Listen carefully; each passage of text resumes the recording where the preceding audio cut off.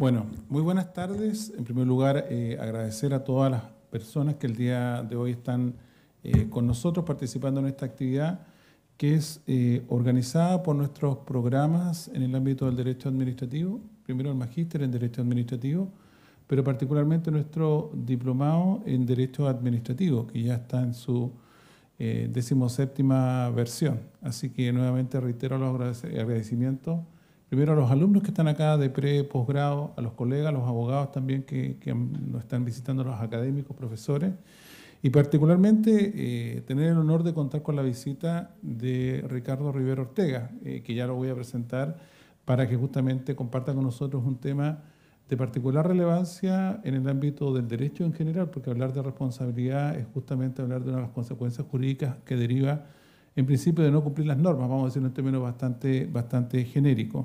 La actividad, en razón del tiempo, porque queremos aprovecharlo lo mejor posible, es que primero vamos a hacer una visión de algunos problemas que se plantean en el derecho chileno, para luego dejar abierta la exposición que va a hacer justamente Ricardo sobre esta materia. Y queremos luego dejar un tiempo para que ustedes puedan hacer las consultas o las preguntas que estimen del caso respecto de algunos de estos tópicos. También agradecemos a las personas que están conectadas, que son bastantes por streaming de la Facultad de Derecho. Entiendo que esto además también está siendo transmitido por el canal de la Facultad de Derecho. Bueno, yo repito, quiero solamente hacer una introducción, no quiero hablar todo el tema de responsabilidad patrimonial, sino que solamente quiero plantear, creo que 3 problemas que son los que se han discutido en Chile en el último tiempo en materia de responsabilidad patrimonial. En primer lugar, uno que se denomina el factor de atribución, es decir, el tema de la falta de servicio, el juicio de reprochabilidad, para entender si la administración del Estado o las administraciones públicas, que es la denominación que se utiliza especialmente en la península, se le puede imputar algún tipo de responsabilidad. Segundo, el factor de imputación, especialmente con el problema que se presenta con las omisiones. Y ahí también hay un tema que hoy día en la jurisprudencia ha generado, no digo un debate, sí, pero alguna situación de problema o dificultad respecto de la administración.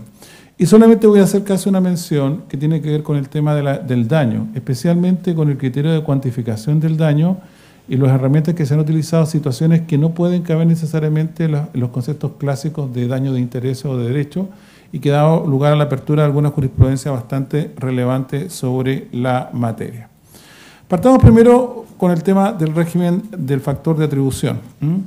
Nosotros tenemos una norma constitucional que está bastante clara ahí, que todos pensábamos que era bastante clara, porque dice que cualquier persona que sea lesionada en sus derechos por la administración del Estado, sus organismos o las municipalidades, podrá reclamar ante los tribunales que determine la ley, sin perjuicio de la responsabilidad que pudiera afectar al funcionario que hubiera causado el daño.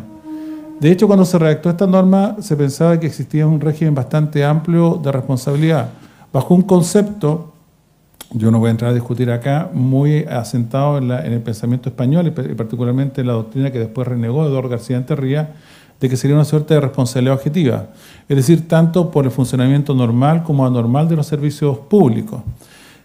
Sin embargo, esa interpretación, yo creo que esto es bastante conocido, especialmente con los colegas que ejercen y lo ven habitualmente, no fue la interpretación que primó. No es que esto establecía una suerte de responsabilidad objetiva o basada en el deber jurídico de soportar el daño, sino que se entendió que era una norma que no establecía un sistema, solamente traducía un principio de responsabilidad y que le entregaba competencia a los tribunales para determinar el sistema que debería estar en la ley. No debería estar en este caso en la Constitución. Esto lo ha confirmado de forma reiterada la Corte Suprema. Dice, la Constitución no establece un sistema de responsabilidad, corresponde al legislador hacerlo, y lo ha dicho incluso el propio Tribunal Constitucional. Y cuando lo hizo nuestra legislación, marcó un hito bien relevante porque la historia, bien saben quienes han estudiado la materia, es bastante larga, desde sistemas de irresponsabilidad, pasando por la aplicación de normas civiles.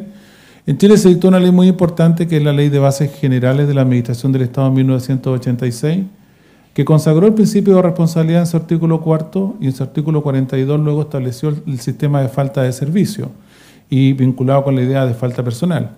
Pero sí con un problema que hasta el día de hoy nos produce dificultades en la jurisprudencia, porque donde se puso la regla de falta de servicio, que es el título segundo, se excluyó una serie de órganos que forman parte de la administración, pero se excluyó básicamente porque tenían su propia ley orgánica. Estamos hablando de las Fuerzas Armadas de Orden y Seguridad, las municipalidades, la Contraloría, por ejemplo, también se excluyó a las empresas públicas.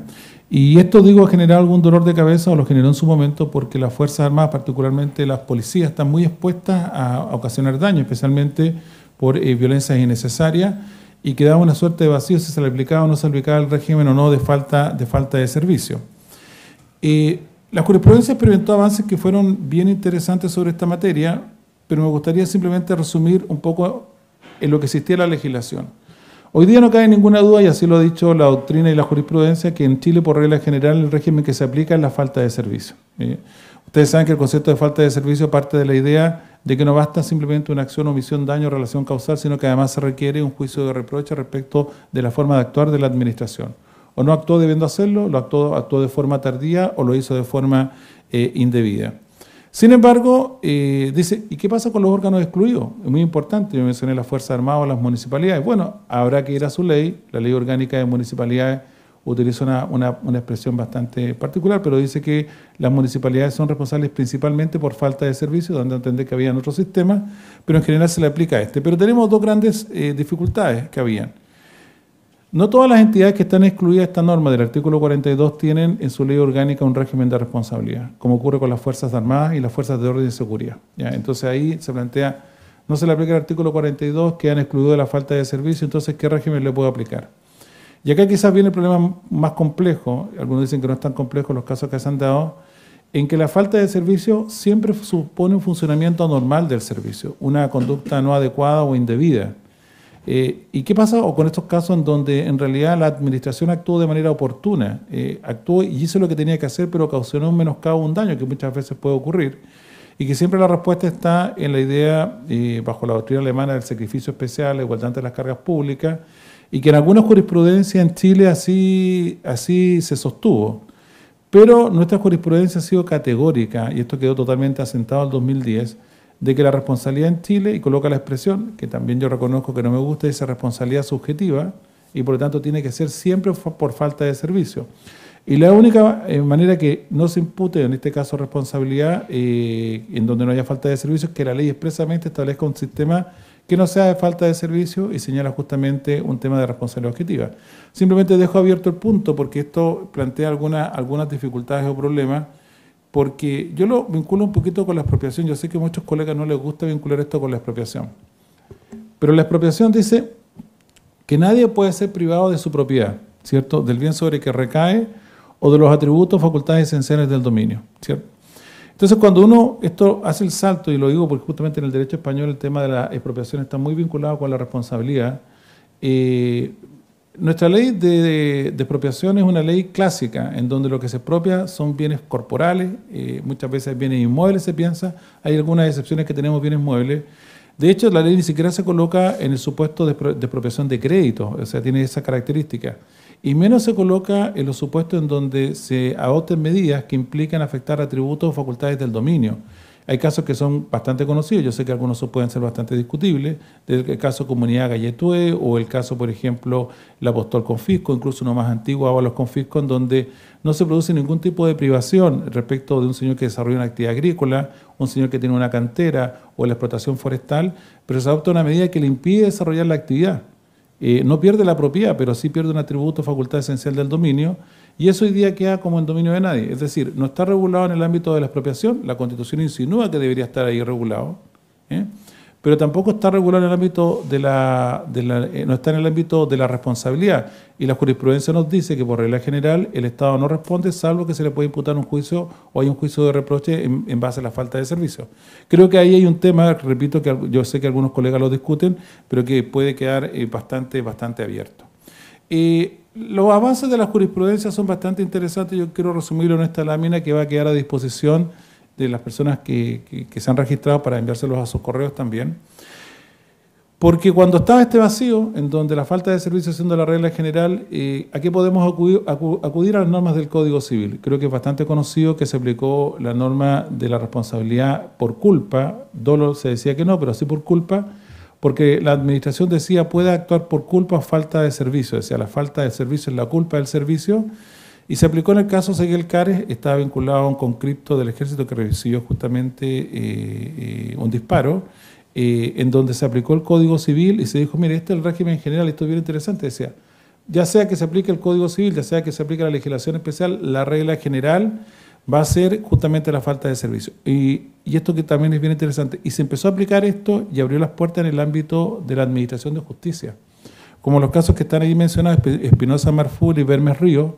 Espinosa Marful fue una persona que fue detenida saliendo del aeropuerto de Santiago, que iba camino a Buenos Aires, y el problema fue que no se dio una contraorden porque en realidad la persona tenía una deuda de un documento que era un cheque y que al final había cancelado. La persona estuvo 3 días detenido, tuvo que ir a Concepción, perdió el viaje y después se equivocaron que en realidad fue un error administrativo del tribunal y ahí se aplicó la falta de servicio en base al Código Civil. Bermes Río también un caso bien interesante y esta jurisprudencia también se la podemos acompañar porque fue una viuda que su marido le había dejado una propiedad, pero la propiedad se expropió y habían consignado el dinero en el tribunal y terceros, que en esa época existía esa práctica, falsificaron documentos y se hicieron pasar por el marido ya estaba fallecido y el tribunal le entregó el dinero a un tercero. Entonces cuando llegó la señora o la cónyuge sobreviviente, la viuda, a buscar el dinero, no se encontró ni con propiedad ni con indemnización, con dinero, y al final tuvo que litigar largamente, ya es esta otra historia, hasta que la Corte Suprema dijo que en realidad había una falta de servicio y el concepto se aplicaba conforme al Código Civil a un tribunal, en este caso a la Secretaría del Tribunal, que había entregado los dineros a un tercero. Pero el año 2017 creo que cambió la integración de la Corte Suprema y cambió el criterio y se dijo, ¿sabe qué? Es que acá no estamos dando vueltas que quizás están de más. Este artículo 42 que está en el título segundo, en realidad está mal puesto ahí.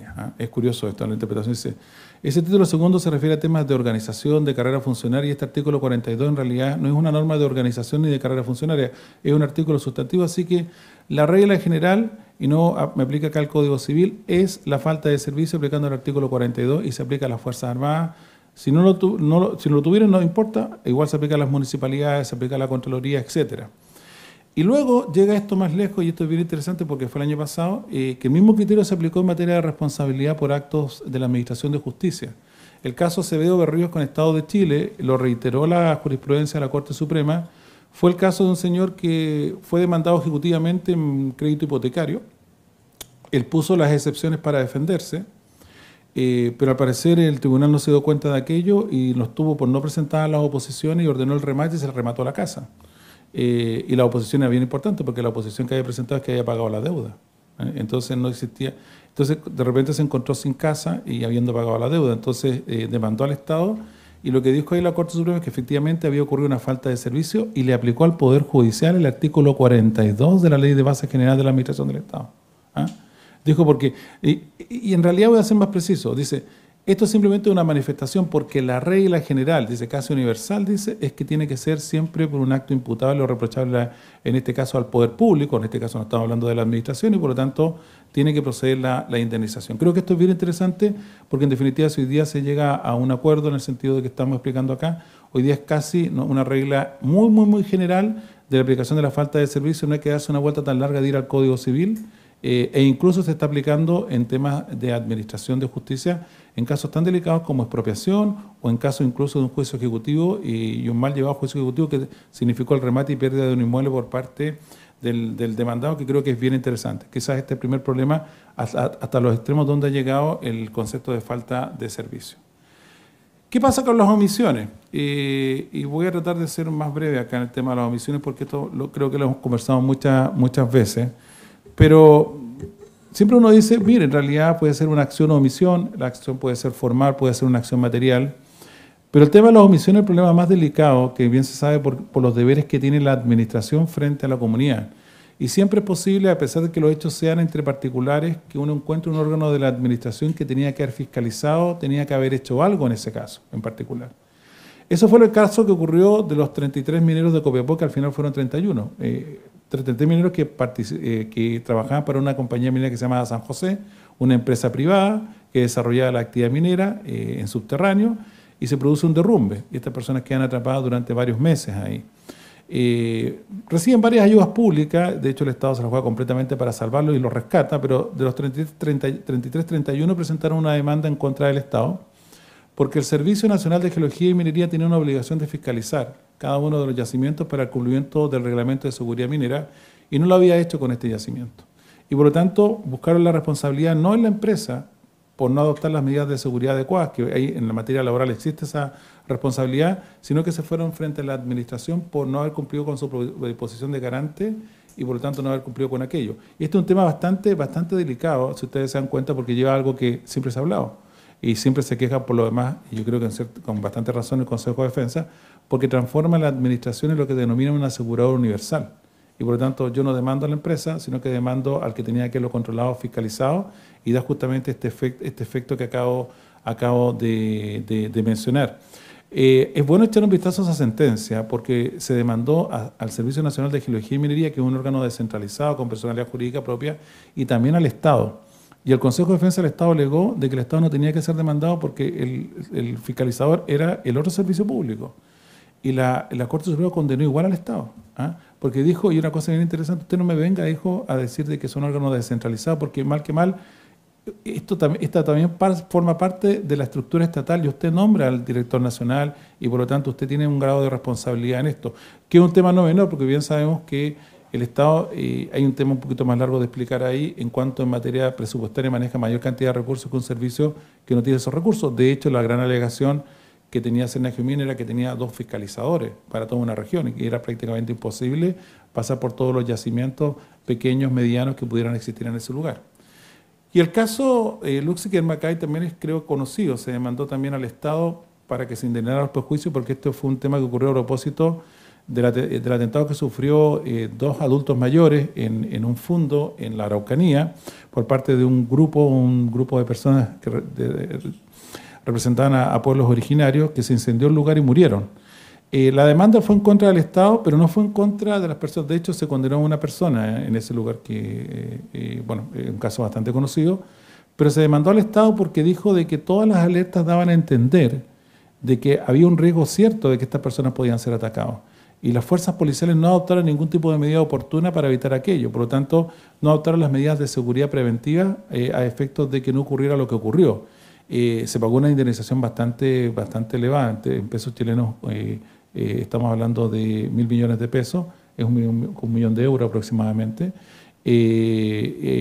por el hecho justamente de haber omitido aquello. Entonces, ahí justamente se plantea este problema y aparece, digo, la figura del asegurador universal, que no deja de ser un tema, repito, bastante reiterado en la jurisprudencia.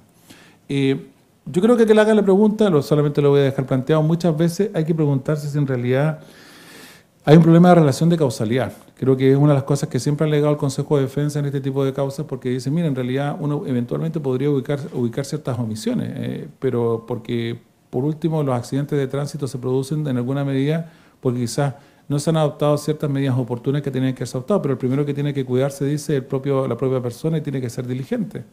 Entonces, a veces la relación de causalidad puede ser un elemento que determine zafarse un poco de esta regla, y no es menor. Hay un caso, sí que yo encuentro que es un caso un poco más dramático, pero que es bueno plantearlo, que fue una persona que fue detenida porque estaba intoxicada al beber alcohol. Hay unas reglas que incluso se establecen ahí, que cuando las personas están en ese estado, el carabinero tiene que detenerlo y esperar a que se recupere, pero si está grave tiene que colocarlo a disposición de un establecimiento médico para que lo revise.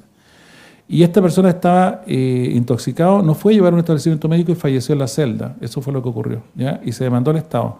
Pero lo que se estableció ahí, yo creo que fue bien interesante en ese fallo, es que el grado de intoxicación era tan alto que aun cuando fuese llevado al recinto médico era casi imposible que se pudiera salvar, ¿ya? Entonces se estableció, un caso bien particular lo menciono, que en definitiva podría haber existido falta de servicio por parte de Carabineros, pero no había relación de causalidad. Es decir, no se da el elemento central. Entonces yo creo que es un elemento que hay que dar una vuelta. Y por último, la determinación del daño. A ver, tenemos un principio que sabemos que es el principio de la reparación universal o integral, no universal, integral, y por lo tanto se reparan daños patrimoniales y extrapatrimoniales. Dentro de eso, uno de los grandes problemas que siempre se ha tenido es el tema del daño moral. Quizás la suma más cuantiosa en materia de indemnización es por daño moral.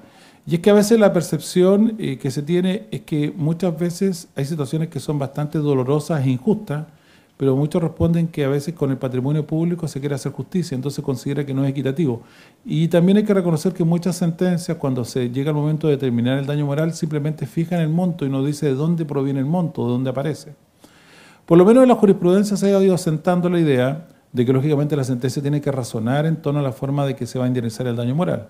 Segundo, que en principio quien alega el daño moral tiene que probarlo, a pesar de que pueden utilizarse presunciones, especialmente relaciones de parentesco o cierta cercanía que pueden haber de las personas que pueden servir para atenuar a aquello. Pero, bien sabe, la Corte Suprema tiene hoy día un baremo en donde está respetando los precedentes de cuantificación del daño moral y que por lo tanto le ha dado cierta racionalidad al momento de determinar la forma de cuantificar el daño moral. La cuantificación sí tiene un criterio que se aplica en materia médica, que es bastante conocido, que está en la ley del Plan Auge, que señala que se tiene que considerar no solamente la gravedad del daño, sino que también el cambio de condiciones de existencia de la víctima. Y con eso uno puede determinar que no siempre el daño en cuanto al cambio de condiciones de existencia va a ser igual, el daño moral, respecto a la situación de una persona, por ejemplo, más joven, que se ve privado, por ejemplo, porque perdió algún tipo de extremidad respecto a una persona mucho mayor que quizás tiene una vida mucho más tranquila y pasiva. Pero eso también está dejado a la jurisprudencia. Pero un tema también bien relevante es que la jurisprudencia está utilizando el concepto de pérdida de oportunidad o chance para determinar indemnizaciones. Los puse acá al revés, pero los voy a colocar juntos, porque primero fue el caso Titanium con el Instituto Nacional del Deporte. ¿Esto qué fue? Fue una licitación pública en donde se adjudicó un contrato y Titanium impugnó la adjudicación porque consideró que era ilegal. Y efectivamente el Tribunal de la Contratación dijo que era ilegal, pero que no lo iba a dejar sin efecto el contrato, muchos saben esto por el principio de confianza legítima, pero que fuera a demandar indemnización. El escenario para Titanium no era bueno porque era un fallo anterior, del año anterior, se llama Premar. La Corte Suprema había dicho, bueno, si usted impugna una adjudicación y esta se declara ilegal, me parece bien, se anula. Pero eso no significa que usted tenga el derecho que la adjudique en el contrato. Usted ni siquiera tiene un derecho ni un interés, tiene una mera expectativa, por lo tanto, ¿qué le vamos a indemnizar?, le dijo en el caso Premar. En cambio, en el caso de Titanium dijo no, usted tiene una posición legítima de ser indemnizado y vamos a utilizar el concepto de pérdida de chance o de pérdida de oportunidad que usted tuvo y por lo tanto se paga, en este caso, una indemnización. Y esto luego pasa a un caso que también es bastante conocido y bastante, creo que dramático, que ocurrió con una estudiante universitaria que llegó a la Araucanía a dar clases de inglés de Estados Unidos y que lamentablemente fue asesinada. Se le imputaba el hecho de algún rondín del establecimiento. Y lo que ocurrió ahí es que se llevó muy mal la investigación, se contaminó la prueba, se dejó entrar a bomberos rápidamente al lugar porque parece que se estaba quemando algo y todo lo que se pudiera haber levantado como prueba del lugar tampoco fue eficiente, etcétera. Entonces, la demanda era de indemnización de perjuicios porque tenemos que recordar que el rondín imputado al final fue absuelto porque no existían pruebas suficientes para acreditar su responsabilidad, a pesar de que todos los elementos arrojaban de que este señor había sido el responsable. Y lo que alegó el padre de Erika Hagan, este ciudadano norteamericano, es que él había perdido la chance de que esta persona hubiera sido condenada por la mala gestión que había hecho investigación en todo el proceso de levantamiento de la prueba y por lo tanto ordenó el pago de una indemnización que en dinero chileno supera los 200 millones de pesos. Y de hecho hubo una segunda demanda que se planteó en contra del Ministerio Público, que es Fisco, y que fue en la misma línea porque dijo que esto tenía que ver no solamente con la investigación que llevó la Policía de Investigaciones, sino que además también con la investigación que tenía que dirigir y controlar, en este caso el Ministerio Público, y también dio lugar a otra condena. Por lo tanto, yo creo que hay temas bien interesantes que también están vinculados con el tema de la cuantificación. Yo solamente los voy a dejar esbozados, pero voy a dejar a disposición de quienes nos están asistiendo hoy día aquí y que nos están escuchando las sentencias para que la tengan en su poder. Así que nada, por mi parte, muchas gracias y dejo ahí mi correo si necesitan alguna consulta sin perjuicio de las que puedan hacer aquí.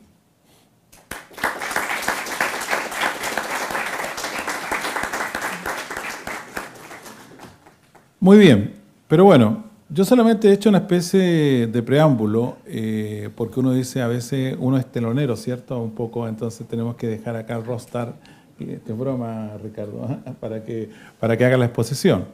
Bueno, Ricardo Rivero nació en Palencia en 1969, lo conversamos el día de hoy en la tierra de un gran amigo como fue Alejandro Nieto, y buen año, 69, yo también nací en el 69, así que tenemos la misma edad.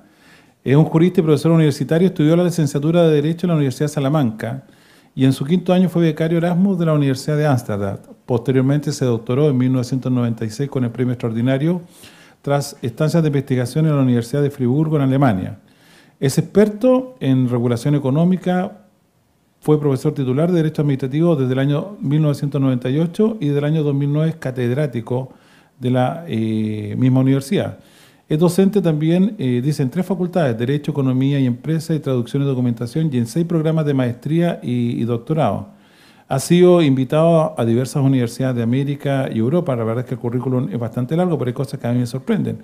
Ha dirigido 37 tesis doctorales, hay que tener paciencia para hacer eso, y más de 100 trabajos de investigación. Ha escrito 36 libros, 68 artículos y ha sido investido doctor honoris causa en 7 ocasiones. Primero por la Universidad de Córdoba en Argentina, Tecnológica de Santiago, República Dominicana, Nacional Mayor de San Marcos de Lima, Nacional de San Agustín de Arequipa, de Panamá también, Mackenzie de Sao Paulo y por la Barra Interamericana de Abogados. Así que, bueno, yo, ¿qué más decir? Agradecer a Ricardo que ha cruzado el charco, ha llegado al extremo sur, recordando una canción, dice, el último lugar del mundo, más allá de la cordillera. Acá está con nosotros hoy día desde Salamanca, así que nuevamente reiterar la alegría que tenemos de que estés hoy día con nosotros.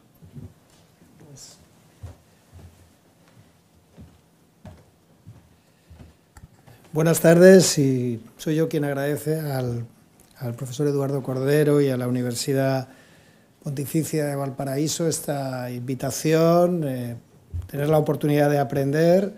He aprendido mucho en estos 30 minutos insuperables de exposición del régimen de la responsabilidad patrimonial del Estado de Chile, de la mano del doctor Cordero, y compartir con insignes juristas que imparten su docencia en esta facultad. Tienen ustedes mucha suerte, especialmente quienes cursan pregrado y posgrado en esta facultad de Derecho, porque el claustro docente en Derecho Administrativo es uno de los mejores de América en su producción científica, en su prestigio internacional, en sus aportaciones a los debates de conocimiento de Derecho Administrativo en Europa, en América, en todo el mundo.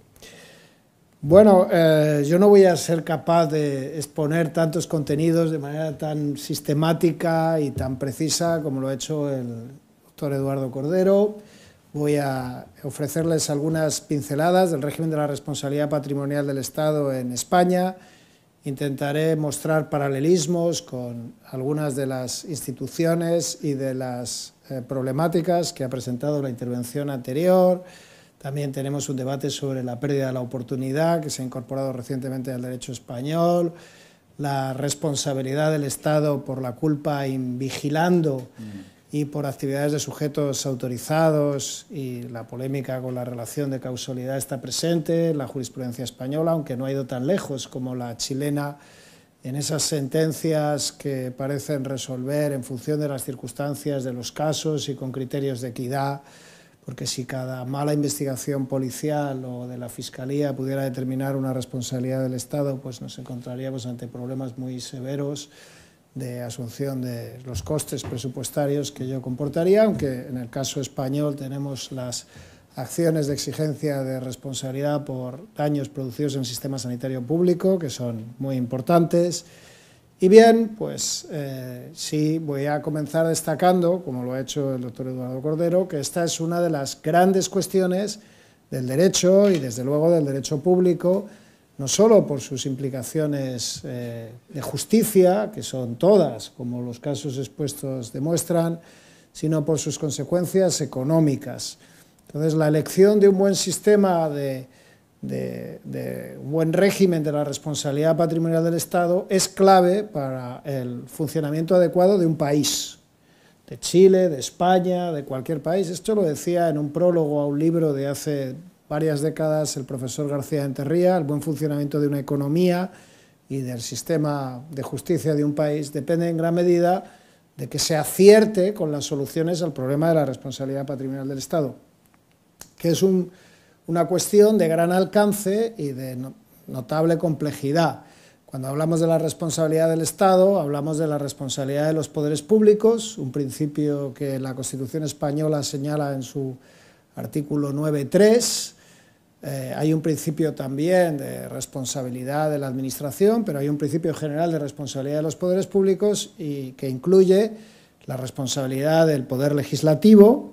Yo me voy a referir a la responsabilidad del Estado legislador, que es una cuestión de gran alcance e importancia, la responsabilidad del Poder Judicial, que también está regulada en una norma propia en el derecho español, en la Ley Orgánica del Poder Judicial. No ha sido preciso utilizar principios generales ni del Código Civil ni de las leyes administrativas para establecer un régimen propio y diferenciado de la responsabilidad del Poder Judicial y la responsabilidad del Poder Ejecutivo, del Gobierno y la Administración, que es la que estudiamos con más detenimiento los administrativistas, aunque los administrativistas somos juristas integrales y universales, o subsidiarios o complementarios, que intentamos cubrir las lagunas de análisis de nuestros queridísimos colegas del derecho constitucional, del derecho procesal y de otras ramas del derecho que podían preocuparse de la responsabilidad del Poder Judicial y del Poder Legislativo, pero que no están familiarizados con conceptos como daño o culpa, relación de causalidad, obligación jurídica de soportar y todas los presupuestos de la responsabilidad patrimonial. Además de esta división por poderes, responsabilidad del legislador, responsabilidad del Poder Judicial y responsabilidad del Poder Ejecutivo, también hay que diferenciar la responsabilidad del Estado como tal, de la responsabilidad de sus agentes. El artículo de la Constitución chilena que ha proyectado en su presentación el doctor Cordero, pues habla de la responsabilidad del Estado sin perjuicio de la posibilidad de exigir responsabilidad a los funcionarios. Esto está resuelto de distintas formas en los países. La tradición republicana, que es propia de Chile, explica una redacción tan inequívoca en cuanto a la posibilidad de exigir responsabilidad a los funcionarios en la Constitución chilena, que no es compartida por otras tradiciones de derecho público. La española es una monarquía, entonces las monarquías arrastran todavía un dogma clásico del principio monárquico, the king can do not wrong, el rey no puede equivocarse, no puede errar y por tanto no pueden exigírsele responsabilidades, la impunidad del monarca, que ha contaminado también a lo largo del tiempo el principio de exigencia de responsabilidades subjetivas, personales, directas, patrimoniales a los funcionarios. Esto se puede deducir en la Constitución española, el principio de responsabilidad de los poderes públicos, pero luego en la aplicación concreta de la reparación del daño por hechos en los que concurra el dolo o la culpa, por tanto la responsabilidad subjetiva de los funcionarios, no es tan sencilla en el derecho español como en otros derechos. El chileno es un ejemplo en el que no se excepciona, como sí se hace en el derecho español, la posibilidad de demandar directamente a los funcionarios para exigirles responsabilidades por los perjuicios que su proceder haya inferido a los particulares. Entonces tenemos la responsabilidad de los poderes públicos, por un lado, y por otro, la responsabilidad del Estado y la responsabilidad de sus agentes. Y luego dos categorías, también estoy recordando conceptos generales aquí, que se confrontan en el análisis y la calificación de los sistemas de responsabilidad patrimonial del Estado en el derecho administrativo, que son la responsabilidad objetiva y la responsabilidad subjetiva. La responsabilidad objetiva es aquella que puede apreciarse con independencia de que se produzca un mal o buen funcionamiento del servicio. La falla del servicio, la faute de service, no es el presupuesto determinante de la concurrencia de responsabilidad del Estado cuando hay sistemas de responsabilidad objetiva, y la subjetiva es aquella en la que tiene que acreditarse esa falta de servicio, ese mal funcionamiento, esa culpa o dolo para que podamos apreciar la existencia de una responsabilidad. Hay muchos debates y cierta confusión y, en el sentido más propio de la palabra, a la hora de definir un sistema como de responsabilidad objetiva o de responsabilidad subjetiva, porque luego el demonio, como siempre, está en los detalles, hay matices, y a menudo la calificación de un sistema como de responsabilidad objetiva o subjetiva no depende tanto de lo que diga el legislador, ni siquiera de los pronunciamientos abstractos de las sentencias de los tribunales, sino de detalles técnicos que se encuentran en el régimen probatorio. Yo sostengo recientemente que una de las carencias principales del derecho administrativo de la responsabilidad, e introduzco aquí un elemento nuevo de debate, la dogmática, que resulta de la dirección de la última tesis doctoral, la 44 ya, que he tenido el placer de dirigir, que se defendió hace apenas unos meses, sobre responsabilidad patrimonial de la administración en el ámbito sanitario en el derecho español, que es una cuestión de gran importancia cuantitativa, pone el foco sobre la inversión de la carga probatoria y el principio de disponibilidad o principio de facilidad procesal como clave de la clave explicativa de la condena a la indemnización que se produce en tantos casos sin una demostración plena de que se ha producido un mal funcionamiento del servicio o una violación de la lex artis, que son los criterios que deben utilizar los profesionales sanitarios, los protocolos que deben utilizar los profesionales sanitarios a la hora de realizar sus intervenciones, ¿no? Entonces, más que una cuestión de responsabilidad objetiva o responsabilidad subjetiva, la solución está en quién tiene que probar qué, es decir, quién tiene que demostrar si se ha producido un funcionamiento normal o anormal, porque en el momento que se traslada la carga de la prueba a la administración de que no se ha producido un funcionamiento anormal, eso es una probatio diabólica, porque hay que demostrar que algo no ha ocurrido en virtud de ese principio de facilidad o de disponibilidad procesal, pues de hecho la administración se ve en un contexto de responsabilidad objetiva, en cierto modo, aunque toda la doctrina del derecho administrativo español venga hace tiempo señalando que evolucionamos hacia un sistema de responsabilidad subjetiva. En el diseño original del sistema de responsabilidad patrimonial del Estado en España, a partir de un libro clásico del profesor García Enterría sobre los principios de la nueva ley de expropiación forzosa, y estoy totalmente de acuerdo con el profesor Cordero en la vinculación entre ambos institutos, expropiación forzosa y responsabilidad patrimonial, y ahí está la solución a la mayor parte de los grandes problemas actuales de la responsabilidad. En el momento en que vinculamos esos dos institutos, resolvemos muchos de esos problemas, y en ese libro el profesor García Enterría sostiene la tesis de la responsabilidad objetiva, porque ese libro se escribe en un contexto autoritario en el que no era tan fácil demostrar que se había producido un mal funcionamiento del servicio, porque la responsabilidad objetiva gira en torno al daño. Responsabilidad objetiva es daño y responsabilidad subjetiva es culpa. Entonces, ¿qué es más fácil? ¿Demostrar que se ha producido un daño o demostrar que alguien tiene la culpa de algo? ¿No? Esto no se dice habitualmente de manera tan llana en las explicaciones, pero todo lo que les he dicho antes está en todos los manuales y no es tan importante como ponemos el foco en el daño o ponemos el foco en la culpa. ¿Queremos culpabilizar a alguien o queremos reparar el daño?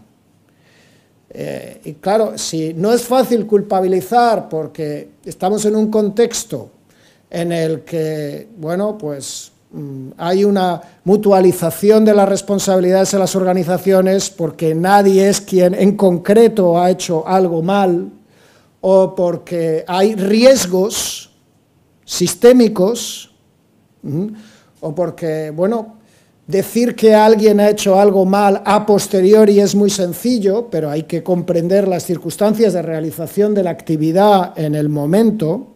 Esto es lo que se llama el error retrospectivo. No, es que usted podría haber hecho esto y lo otro, sí, pero tenía que ver usted en qué condiciones nos encontrábamos en ese momento. En realidad, pues pensábamos que estaba ardiendo el local y entonces entraron los bomberos. ¿No? Hay un error retrospectivo si hay una valoración a posteriori de una conducta inadecuada sin atender a las circunstancias concretas que se producían en el momento en que tiene lugar la actuación. Entonces, por todas esas razones de corrección del error retrospectivo y otro sesgo psicológico que se llama error fundamental de atribución, que es atribuir intencionalidades maliciosas a las personas respecto de sus conductas por una correlación de causas, se evita, si no queremos enfatizar el error retrospectivo y el error fundamental de atribución, se evita poner el foco en la culpa. Y esa es la gran ventaja que presentan los sistemas que optan por la reparación del daño, la compensación económica, como el español, aunque ahora mismo está muy cuestionado por la doctrina desde hace 2 décadas, porque un civilista dijo que indemnizar sin que hubiera falta de servicio en el ámbito sanitario era un error colosal. Y a partir de ahí, pues todos los jóvenes administrativistas del momento empezaron a criticar a García de Enterría y parece que evolucionamos hacia un modelo de responsabilidad subjetiva, pero bueno, es que quizás nos olvidamos de las razones por las cuales la responsabilidad objetiva es una buena idea, porque ayuda a reparar daños sistémicos y a controlar riesgos sin culpabilizar, que no es tan fácil culpabilizar a nadie. Se puede culpabilizar a alguien si nos cargamos las reglas probatorias e invertimos la carga de la prueba. Y eso es lo que está ocurriendo, de hecho, en el derecho español. No hay una mutación del régimen de la responsabilidad, sino un traslado de la culpa a partir de una inversión un tanto perversa de las reglas probatorias, dando por supuesto que alguien tiene la culpa de haber hecho algo mal solo porque no ha podido demostrar, de acuerdo con los estándares exigidos por el tribunal, que hizo todo aquello que el tribunal, desde el error retrospectivo y el error fundamental de atribución, considera que debió hacer bien. Bueno, ya he expresado la situación en el derecho español de una forma demasiado abstracta. Ahora voy a elegir 3 casos. No se asusten, que quizás en esta primera mitad de mi intervención, llevo 15 minutos, he entrado en cuestiones un poco complejas, como la prueba, el principio de facilidad procesal, la culpa y el daño, el error fundamental de atribución y el error retrospectivo, que son conceptos un tanto sofisticados, pero ahora voy a ponerles 3 casos, 3 ejemplos. Primero, una señora llega a un hospital enferma y la ingresan en el hospital y la meten en una habitación con una persona que está padeciendo el COVID. Bien, entonces esa persona enferma se contagia al compartir habitación con una persona infectada por COVID y muere a consecuencia del COVID. Este es el primer caso, un supuesto de responsabilidad patrimonial de la administración sanitaria. Los tribunales españoles han apreciado que se ha producido, concurre en todos los supuestos de la responsabilidad patrimonial. En realidad, probablemente tendrían que haber ido mucho más lejos en la determinación de responsabilidades subjetivas, pero el asunto se quedó con una indemnización muy alta en el ámbito de la responsabilidad patrimonial administrativa. Segundo caso, también del COVID.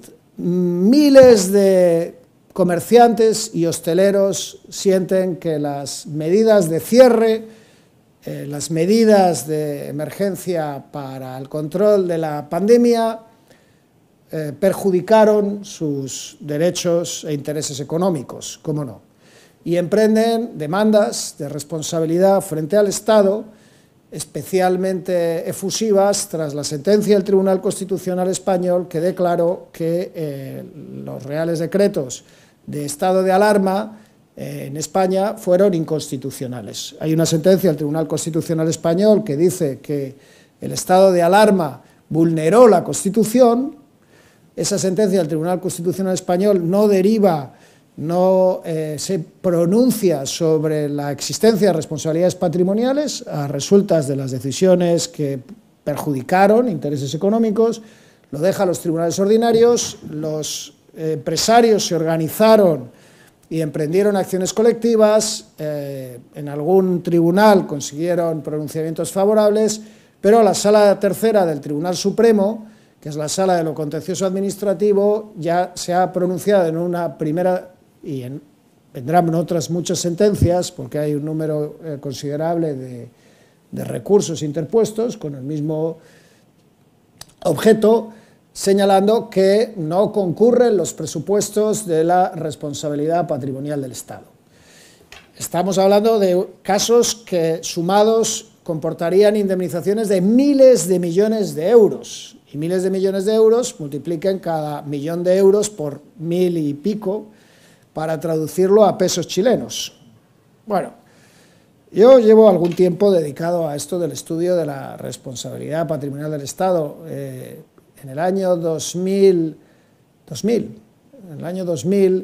el Banco Mundial me invitó como consultor a un seminario en Colombia.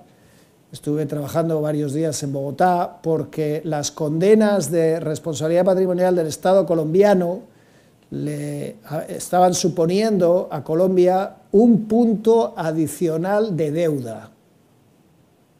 Un punto adicional de deuda. Estaban amenazando la sostenibilidad financiera del país. Bien.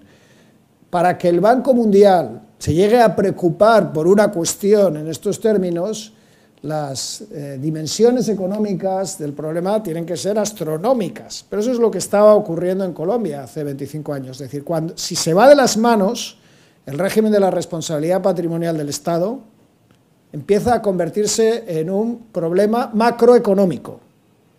Entonces se aplicaron medidas en Colombia como la creación, algo parecido a la Agencia de Defensa del Estado que ustedes tienen para mejorar su rendimiento procesal en la defensa de los intereses públicos en los tribunales, pero también se propusieron reformas legislativas para corregir la tendencia objetivizadora de la interpretación de los tribunales, ¿no?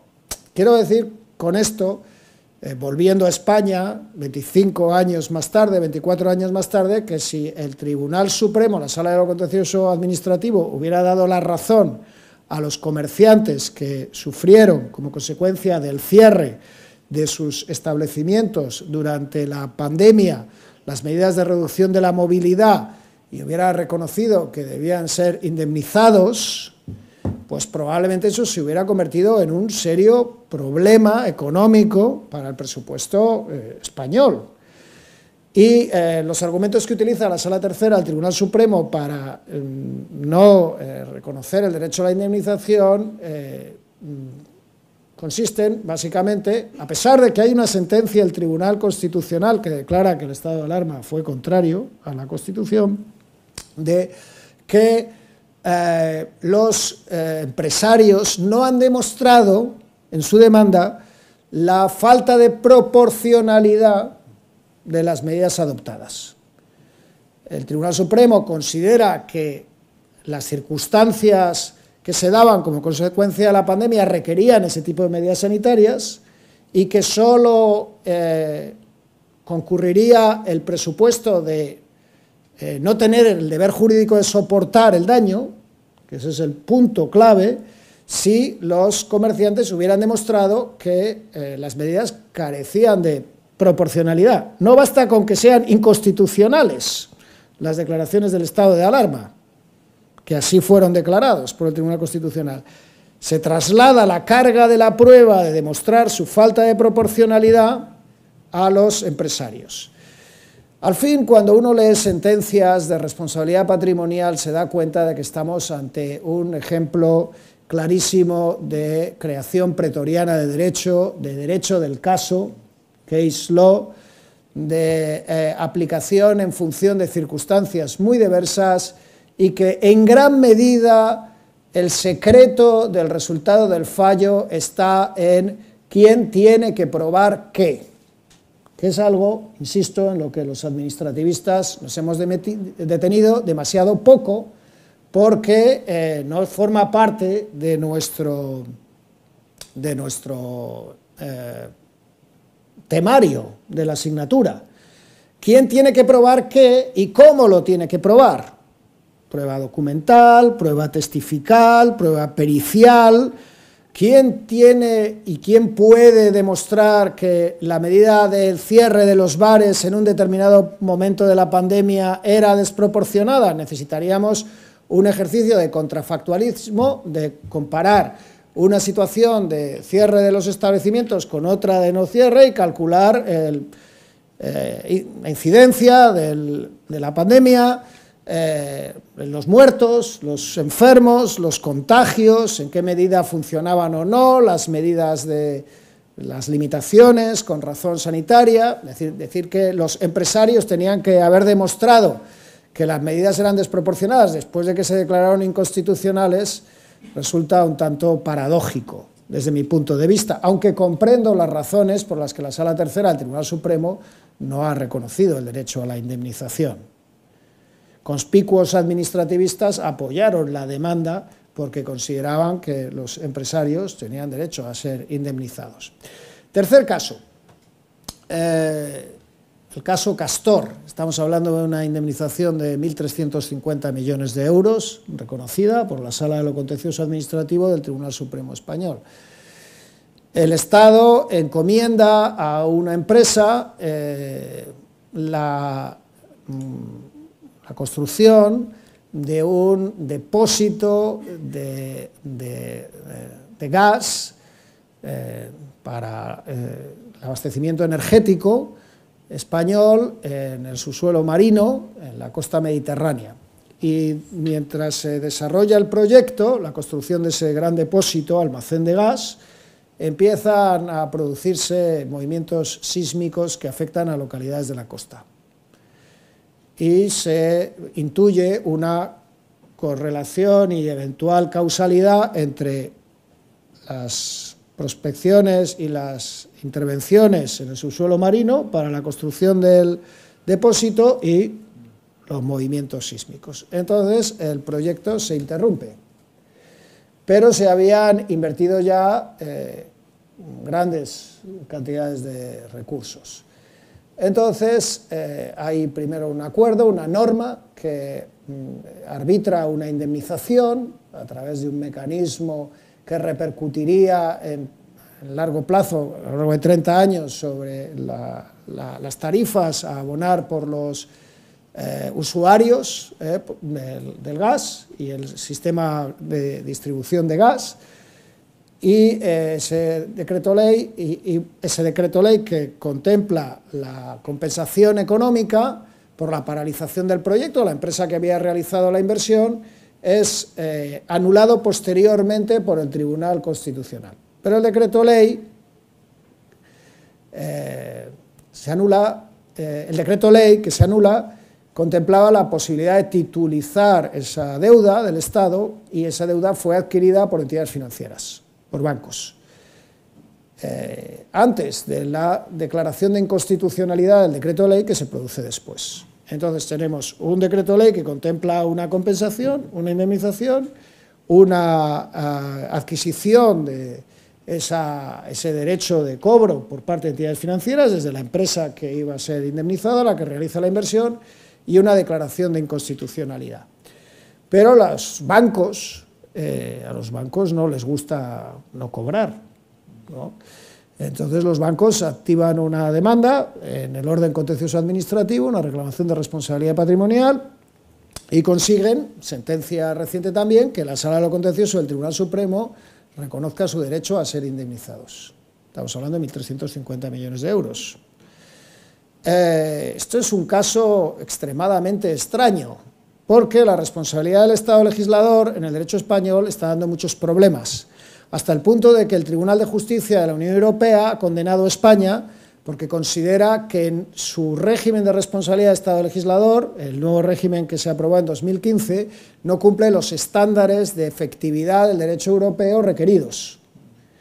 Entonces, lo que dice Europa, la Comisión Europea y el Tribunal de Justicia de la Unión Europea, es que no hay garantías suficientes que afiancen la responsabilidad del Estado legislador en el derecho español, pero en este caso el gobierno, a través de una norma con rango de ley, indemnizó, y esa norma fue declarada inconstitucional, y sin embargo los tribunales del orden contencioso administrativo deciden que hay que indemnizar no a quien fue beneficiado por la norma, sino a quien adquirió el derecho de cobro que contemplaba la norma inconstitucional. A partir de un derecho contemplado en una norma inconstitucional, se reconoce una responsabilidad del Estado, no por una norma legislativa, sino porque la norma fue inconstitucional y además la norma concedía el derecho, ¿no? Sin ninguna previsión normativa, simplemente aplicando el artículo 9.3 de la Constitución española, que enuncia el principio de responsabilidad patrimonial de los poderes públicos. Ese es el argumento jurídico más firme en el que se apoya la sentencia de la Sala Tercera del Tribunal Supremo, es que si los poderes públicos ocasionan un perjuicio económico, bien, que es el caso, tienen que indemnizar. Si aplicáramos al caso Castor los presupuestos de la responsabilidad del Estado de la legislación de 2015, y en particular los presupuestos de la responsabilidad del Estado legislador, no cumpliría ninguno de ellos. Pero en realidad no estamos ante una ley que produzca un perjuicio, porque el decreto ley generaba el derecho a la indemnización. Estamos ante un caso, ya digo, muy extraño, en el que el perjuicio es producido porque se inició un proyecto y luego se ordena parar el proyecto. Y entonces habría que analizar, cosa que la sentencia tampoco entra en detalle a hacer, si el proyecto se paró porque el diseño del proyecto por parte del poder público, el Instituto Geológico Nacional o las entidades del poder público o de la administración que lo hubieran diseñado, fue incompleto, insuficiente o erróneo, no contempló el riesgo de que se produjera esos movimientos sísmicos, o las medidas de ejecución del proyecto por parte de la empresa no fueron las adecuadas y precipitaron esos movimientos sísmicos. Ha habido una exoneración en el orden penal de los responsables de la empresa en acciones que los acusaban de no tomar las medidas suficientes para evitar los riesgos medioambientales, aunque estamos hablando de riesgos de mayor calado, sísmicos, en la ejecución del proyecto.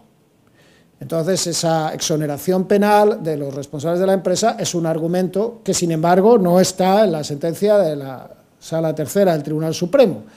Pero no hay ninguna acreditación por parte de los demandantes de que la paralización del proyecto fuera resultado de una inadecuada formulación pública del mismo. No hay una acreditación de un fallo de servicio.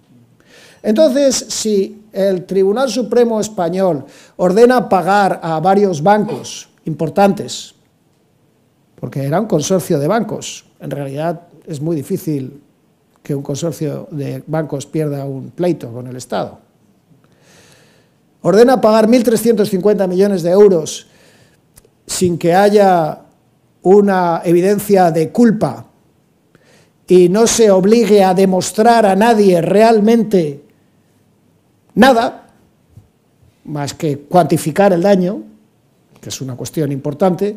¿Cómo funciona realmente el sistema de responsabilidad patrimonial del Estado en España? Pues yo no lo sé. Llevo 30 años dedicado al derecho administrativo y no sé cómo funciona. Esta es una confesión de ignorancia, incompetencia. Yo no estoy al nivel de sus profesores de derecho administrativo, de perplejidad y de humildad no impostada, créanme. Yo puedo intuir como jurista las razones por las cuales se condenó por la muerte de esa mujer que entró en la habitación del hospital para compartir habitación con una persona contagiada de COVID. Y me escandalizo como ciudadano cuando sé que los servicios de salud negaron la mayor y se resistieron a reconocer la responsabilidad patrimonial en el curso del proceso hasta que fueron condenados como fueron condenados. Y veo que hay razones sobradas para que el Estado tenga que indemnizar y probablemente hay razones para exigir otras responsabilidades, en el primer caso. También veo que, bueno, el supuesto de Castor requería algún tipo de solución, porque no puede haber por ahí flotando una deuda de 1.350 millones de euros, pero proyectar los supuestos de la responsabilidad patrimonial que explicamos en ese caso nos lleva a situaciones sorprendentes porque no coincide con lo que explicamos en la facultad ni con lo que leemos en la jurisprudencia. Y también encuentro razones a favor y en contra del reconocimiento de la indemnización de los empresarios por los cierres COVID, y no dejo de situar en una posición muy vulnerable al Estado la sentencia del Tribunal Constitucional que declaró la inconstitucionalidad del estado de alarma. En pleno estado de alarma me invitaron a participar en un seminario internacional, ya voy terminando, me voy a extender solo 6 minutos por encima del tiempo asignado, un seminario internacional con participación de ilustres administrativistas, el doctor Casañe, entre ellos, a quien veré el viernes, un gran administrativista argentino, y otros colegas también chilenos, y me preguntaron, porque ya estaba en marcha el recurso de inconstitucionalidad, qué creía yo que ocurriría, y yo dije, bueno, probablemente el decreto ley del estado de alarma en España está en los límites de la Constitución, porque hay una regulación del estado de alarma que no preveía medidas como las que se adoptaron, tan restrictivas de los derechos, pero no creo que el Tribunal Constitucional Español lo vaya a anular, porque entonces vendrían las responsabilidades. ¿Y quién paga todo eso? ¿Y cómo se paga todo eso? Pero el hecho es que se anuló y no han venido las responsabilidades. En resumidas cuentas, tenemos una solución para cada caso. Tenemos una solución para que el Estado no se arruine, pagándoles a los hosteleros todo lo que dejaron de ganar durante la crisis COVID. Tenemos una solución para que las familias que ven que alguien muere o es gravemente dañado pues, por un mal funcionamiento del sistema sanitario, pues tengan una compensación económica. También tenemos jurisprudencia para que los bancos no se enfaden demasiado por perder 1.350 millones de euros. Lo que no tenemos son criterios bien claros y definidos para poder demostrar que contamos con un sistema de responsabilidad patrimonial del Estado que responda a parámetros objetivos. Pero puede que esto sea ventajoso por 2 razones. Primero, les voy a dar un mensaje optimista, uno general y otro concreto. Primero, es versátil, bien, es adaptable, ¿no? Permite resolver los casos en función de lo que se considere necesario, y eso lo necesitan todas las sociedades. Y segundo, esto ya es lo que más directamente les afecta, y hay muchos estudiantes aquí, una inteligencia artificial nunca lo podría comprender. No les va a quitar el trabajo la inteligencia artificial, porque si alguien intenta meter criterios objetivos para anticipar el resultado de la sentencia con lo que explicamos en los manuales de derecho administrativo, la inteligencia artificial se va a equivocar, porque los tribunales hacen lo que les parece. Esto es realismo jurídico, en función de una valoración de las circunstancias de equidad, y casi siempre lo hacen bien, o muchas veces lo hacen bien. Pero sobre todo, esto solo lo pueden gestionar personas, porque una persona puede estar perpleja ante las contradicciones del sistema e interiorizarlas. La inteligencia artificial echaría humo y estallaría. Así que a veces es bueno que no podamos comprender el sistema, porque nos da sorpresas, y eso es un factor de incertidumbre y de humanidad que también tiene sus ventajas. De hecho, el argumento más preciso que ofrece la Sala Tercera del Tribunal Supremo en el caso Castor es el 9.3 de la Constitución Española, que es el principio de responsabilidad de los poderes públicos, y dice: esto hay que resolverlo así por razones de seguridad jurídica. Y yo digo, sí, claro, justo. Nadie se entera de cómo funciona el sistema, pero sí necesitamos la seguridad jurídica, ¿no? Muchas gracias.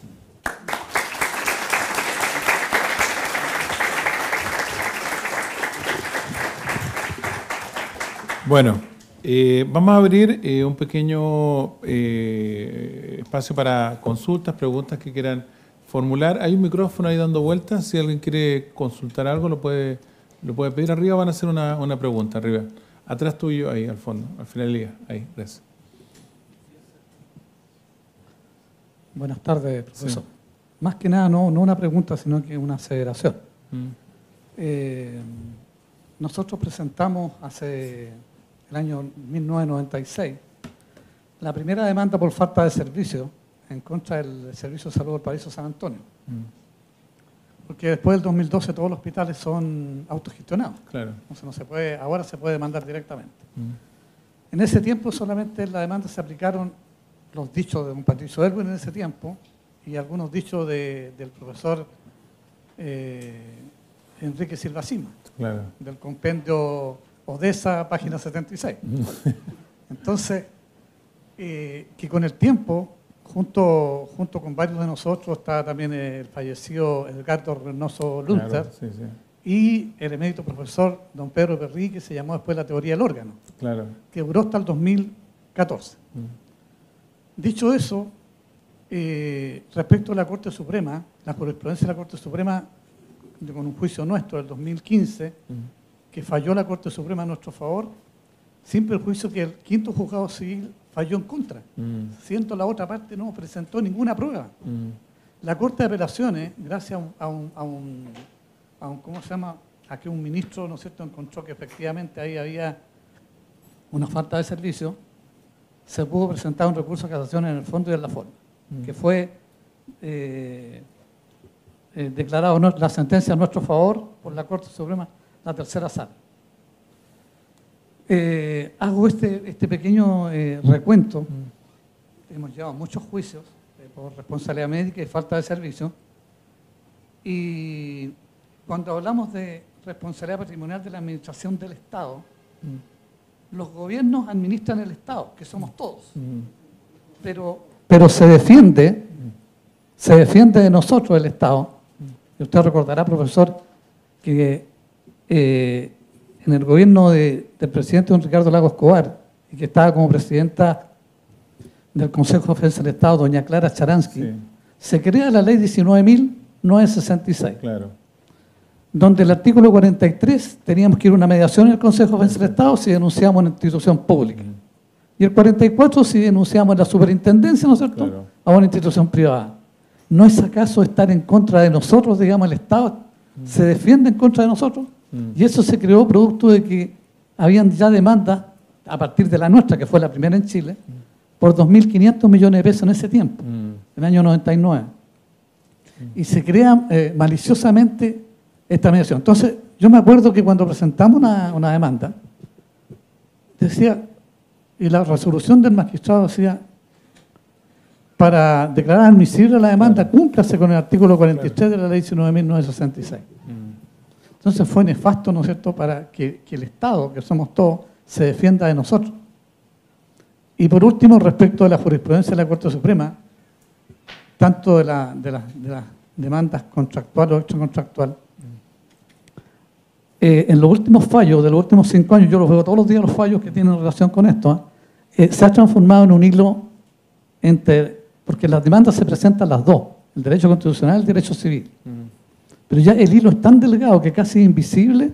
De hecho, la Corte Suprema de repente decide por un lado o por el otro, dependiendo del caso. Ese era el aporte que quería hacer, profesor. Bueno, le agradecemos harto. La verdad es que, un poco para colocarlo en contexto, efectivamente el Estado tuvo que enfrentar demandas millonarias en temas justamente de temas de mala praxis médica, en temas de salud, temas de diagnóstico, malos tratamientos, incluso atenciones materiales, no llegaba a la ambulancia o las personas incluso sufrían en las salas de espera. Entonces se dictó una ley que en realidad estaba regulando el seguro de salud, que era la ley del plan AOG, pero colocaron varios artículos y esos artículos tienen nombre y apellido, usted lo mencionó ahí. Pedro Pierri fue el que redactó eso. Entonces colocó expresamente que la responsabilidad no era objetiva, sino que era por falta de servicio. Colocó expresamente también la regla que está mencionando usted acerca de la mediación, la cuantificación del daño moral aparece justamente ahí. El tema de la acción de repetición también se menciona, que uno podría seguir hablando bastante. Claro. Y hay un artículo, casi el mismo, que publicó Eduardo Sotoclos, que justamente no compartía esta regla. Entonces tiene como título, solamente también lo menciono, no es una respuesta a lo que usted está diciendo, dice, para inconstitucionalidad de salud, dice. Y es justamente, dice que esa mediación, en opinión de Sotoclos, afecta al derecho de acceso directo a la justicia. Ahora, yo tengo que reconocer algo, yo sé que usted tiene una práctica, un conocimiento que le da el ejercicio profesional, pero también a mí me ha sorprendido que en algunos casos el sistema ha funcionado bastante razonablemente bien, porque a veces la gente no busca pretensiones de contenido patrimonial. Muchas veces lo que busca es que el médico o el encargado del servicio se acerque y le pida disculpas. A veces le basta con eso y llevado al ámbito de la mediación, claro, efectivamente, o algún tipo de prestación. Entonces, no sé, creo que es un tema que hay que evaluar, hay que estudiar. Mi sensación, y quizás un buen debate, podríamos hacer un seminario para discutir el tema, porque creo que el Consejo de Defensa del Estado ha puesto varias personas tratando esto, tiene un baremo bastante interesante en cuanto para hacer propuestas de indemnización, pero es un tema yo creo que bastante relevante hasta el día de hoy en cuanto a temas de indemnización. No sé si existe alguna otra consulta. Sí, ahí te doy un micrófono. Buenas tardes, muchas gracias por la exposición. Tengo una consulta a propósito de cómo consideran que debería construirse la otra cara de la falta de servicio o de un régimen subjetivo, que es el estándar de buen funcionamiento. Porque creo que eso poco se habla. Y por ejemplo, tomando el caso que el profesor Cordero señalaba de Serna Giomini y los mineros, uno podría construir el estándar de servicio partiendo incluso bajo el principio de servicialidad y después descender normativamente hacia cómo se regulan las propias potestades y competencias de un órgano, pero también debería considerarse quizá concretamente cómo funciona el servicio, por ejemplo, en el caso de Serna Giomini. No sé cómo lo quieres contar. Bueno, en el derecho español lo que usted plantea se intentó positivizar a través de las cartas de servicios. Las cartas de servicios es un documento sin valor normativo, es una herramienta de control de calidad de las administraciones públicas. Entonces, una carta de servicios, por ejemplo, puede articular un plazo de resolución de un procedimiento, y si vamos a un modelo de responsabilidad por demora, por un retraso en la resolución de un asunto, si la carta de servicio ha establecido un plazo y pues para saber si se ha producido o no una demora, podemos utilizar la legislación reguladora del plazo, pero puede haber ampliaciones o puede haber un compromiso en la carta de servicio. En general, esa propuesta de utilizar como estándar de buen funcionamiento las cartas de servicio, que yo creo que entra directamente en lo que usted plantea, ¿no? ¿Cómo estandarizamos, parametrizamos el buen funcionamiento? Pues no ha sido atendida ni por la jurisprudencia ni por la doctrina. Ya hace tiempo que yo no oigo hablar de eso. Cuando hablamos de responsabilidad sanitaria, que es el grueso de las demandas de responsabilidad, está la Lex Artis y los protocolos. Claro. Los protocolos. Hay una serie de protocolos, entonces pues hay protocolos que muchas veces pueden consistir en aplicación de tratamientos o pruebas diagnósticas, y otras son puras checklists, ¿no? Pues cuando se produce un cambio de turno tiene que haber una transmisión de información sobre si al bebé en la incubadora se le ha dado o no determinado medicina. Entonces si vulnera el protocolo, pues entonces ahí sí hay una vulneración de lex artis. ¿Cuál es el estándar de buen funcionamiento del lex artis? El protocolo.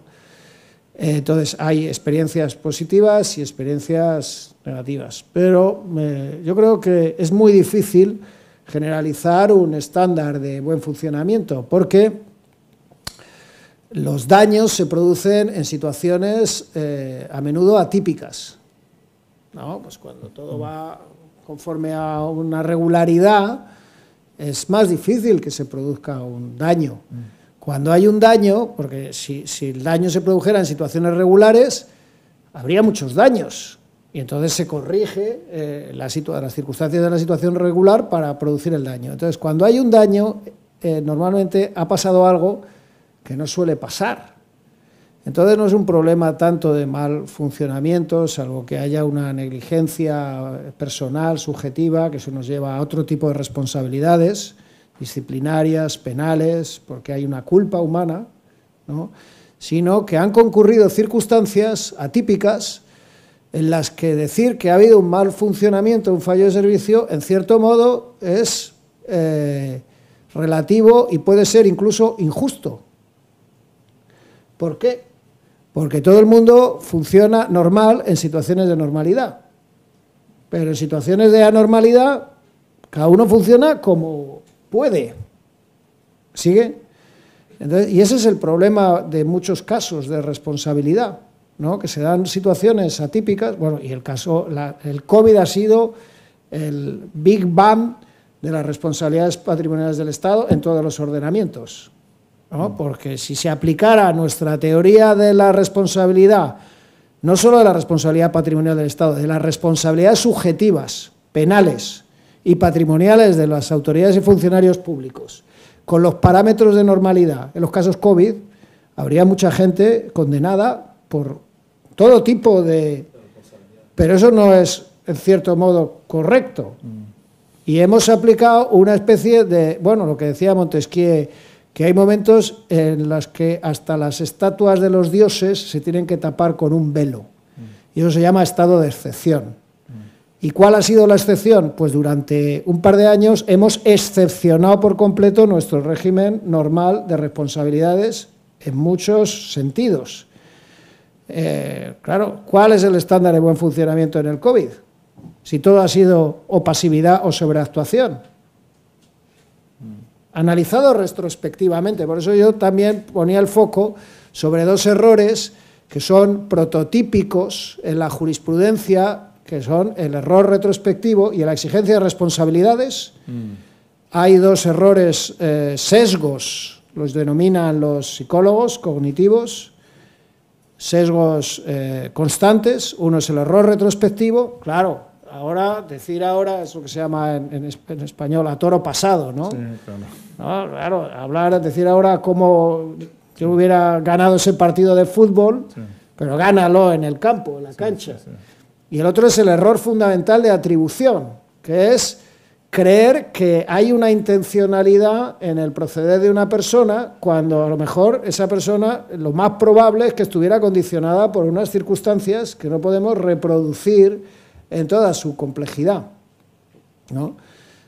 Por eso, bueno, hay casos en los que funcionan los estándares de buen funcionamiento, protocolos médicos, otras herramientas que no han funcionado, las cartas de servicio, y en general la responsabilidad no ocurre en los momentos en los que podemos aplicar el funcionamiento normal, ¿no? A mí me ha llamado mucho la atención el caso de la indemnización, las dos indemnizaciones por delitos cometidos por una persona individual y por una turba, porque probablemente en justicia esas familias merecen ser compensadas de alguna manera y puede haber una regulación especial de indemnización de las víctimas de delitos violentos, pero para todas las víctimas, porque seguro que hay muchas personas que mueren en Chile como consecuencia de agresiones y delitos violentos que un buen funcionamiento perfecto idealizado de los servicios de seguridad hubiera evitado y que no han tenido derecho a ninguna indemnización.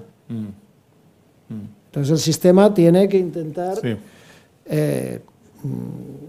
responder a una racionalidad objetiva, ¿no? Todos empatizamos con el daño sufrido por personas, pero como juristas teóricos también queremos que haya un criterio que genere una previsibilidad, porque el derecho práctico es saber anticipar las decisiones de los tribunales. Y yo estoy seguro que alguna de estas sentencias a los abogados especialistas de responsabilidad patrimonial en Chile les han llamado la atención, ¿no? Y a mí la sentencia del caso Castor en España también me ha llamado mucho la atención. Y a lo mejor estoy de acuerdo en el resultado, pero me sorprenden mucho los argumentos utilizados. Yo creo que el Estado tenía que haber aprobado una segunda ley indemnizatoria, cosa que no se hizo por dos razones, por el coste político y por un cambio de gobierno. Pero la solución correcta a ese asunto es una segunda ley indemnizatoria, no una sentencia del Tribunal Supremo que fuerce los presupuestos de la responsabilidad patrimonial y esgrima como solución el principio de seguridad jurídica. Muy bien, muchas gracias. Mire, estamos en el tiempo, si no asume ningún tipo de responsabilidad, le vamos a dar un café para que bajen muy despiertos la escalera y no les suceda nada. Así que lo invito cordialmente a un café, agradecemos nuevamente su asistencia y vamos a estar dispuestos también a las preguntas. Yo sé que hay gente que quería hacer algunas preguntas, pero queremos respetar el tiempo que teníamos programado para el seminario y nuevamente agradecer la visita de Ricardo a nuestra facultad y bueno, y despedirlo con un aplauso como merece. Muchas gracias.